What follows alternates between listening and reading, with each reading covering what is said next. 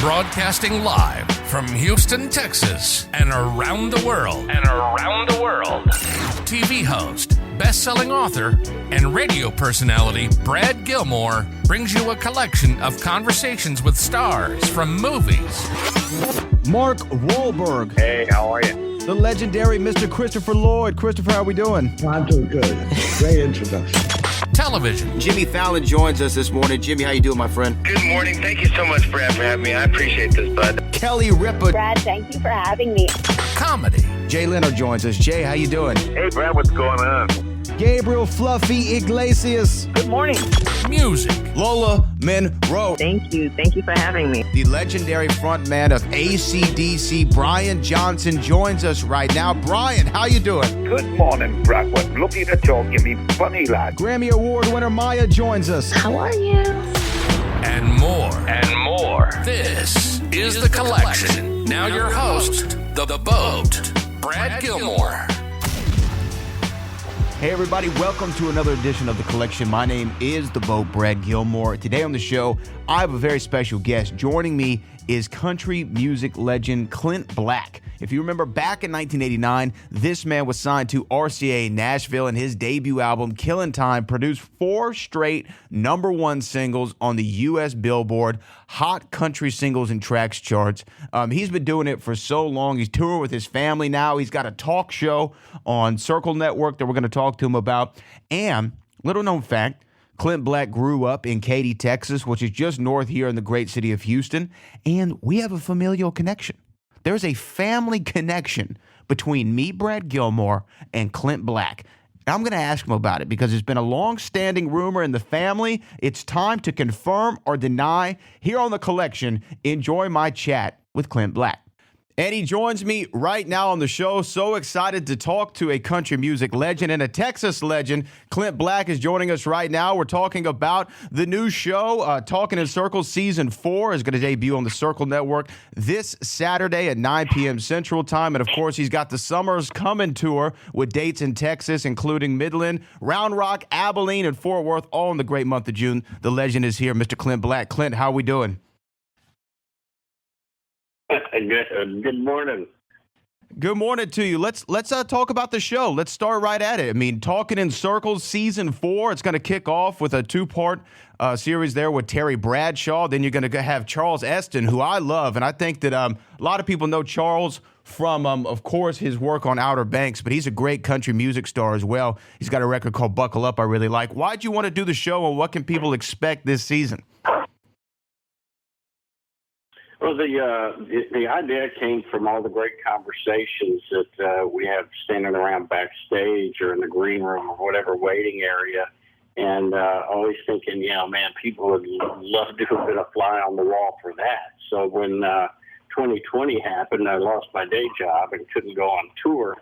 I got bored and I started trying to drum up some other things to do, and the idea for that pitching that as a show came to mind, and I asked my manager to get a Zoom call up with Circle, and they bought it right away. And suddenly I was thinking, be careful what you ask for it now.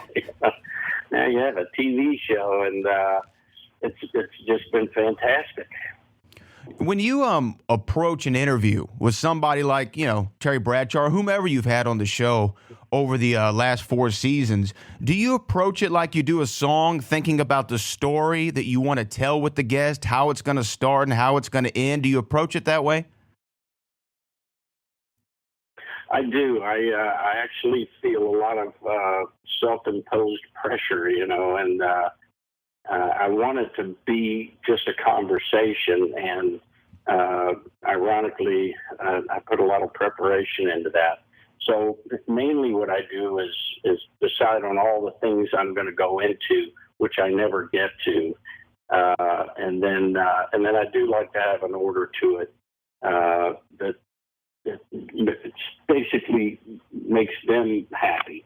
I want them to feel like they're talking about things they would rather talk about.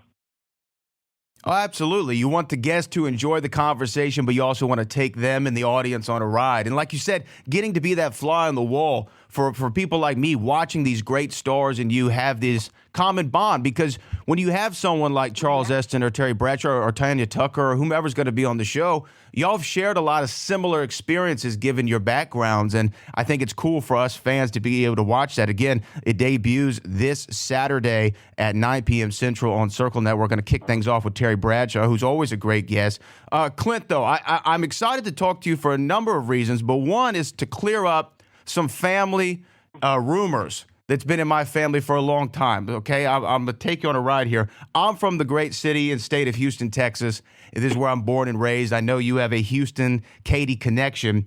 And forever the rumor in my family is that my grandfather, L.V. Hughes, and your father, G.A., used to work on the construction sites together, and my grandparents and mother would go to a lot of early Clint Black shows. I don't know if that's true or not. I think that it might be. But what did the effect that Houston, Texas have on your career and your sound? Yeah, it's true, Brad. LV and my dad were great friends, and I remember meeting him on more than one occasion. And you know, the effect Houston had really, I think Houston just had so many places to play. I could work every day of the week singing in bars, and whether it was with a band, you know, in a dance floor, or just as a soloist over in the corner while people are, you know, eating or having cocktails. There just was no limit to the amount of singing you could do in Houston. And then the other part of it is I grew up on the outskirts of Houston. We kept moving further and further out I-10. And for me, growing up, I thought I grew up in the woods. I didn't realize until I was older that I was on the edge of a big city. You know, we grew up playing on the bayou and, you know, hunting snakes and, you know, fishing with our hands along the banks. And, you know, the people call it noodling. We never did, but we were fishing. And so it was a little bit of a, you know, a Huck Finn life for me. And, you know, there was the encouragement I got also from friends and family to pursue the music. All of that shaped who I am. You know, I sold newspaper subscriptions for the Houston Post door to door for, you know, from the time I was 14 until I was 18. So I was getting dropped off in neighborhoods all over town, knocking on doors after school. And that shaped me, you know, the people that I would meet and the pitches, the rejection, all of it. You know, the whole thing was the grounding and the launch. Just wouldn't have asked for anything better. Oh, that's incredible. I had no idea of all that history that you had with the Houston Post and going door to door, all the great neighborhoods around the city. Again, Clint Black's Summer Coming Tour is going to make a Texas return. He's going to be in Midland, Odessa on the 7th of June, in Round Rock on the 10th, Abilene on the 16th, and Fort Worth on the 17th. I've heard you characterize country music as common man's poetry in a lot of ways, but the depth of your records is always what stood out to me. Your songwriting ability and how you're able to connect with people at different points in their life. Even a record like Killin Time, to me, it means something different at 30 right now than it did when I was 13. How do you find the depth in records like that? And do you always try to look for that connection that can last for a generation?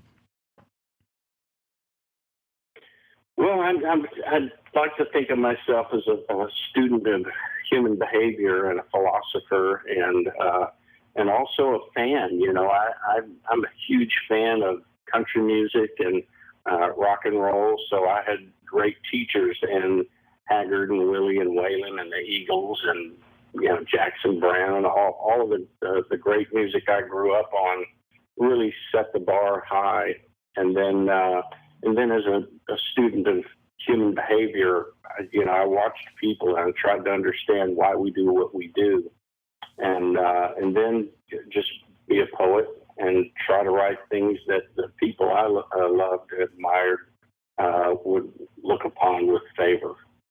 Well, you've definitely done that, and I can't tell you how many Clint Black records I've listened to over my life, and how they continue to resonate with me year after year. But again, Clint Black's Talkin in Circle Season 4 debuts this Saturday at 9 p.m. Central on the Circle Network with Terry Bradshaw, and the Summer's Coming Tour is kicking off next month. Clint Black, thank you so much for joining us this morning. It's been an honor to speak to you, sir. Thank you, Brad. I appreciate it. Enjoyed it. Thanks.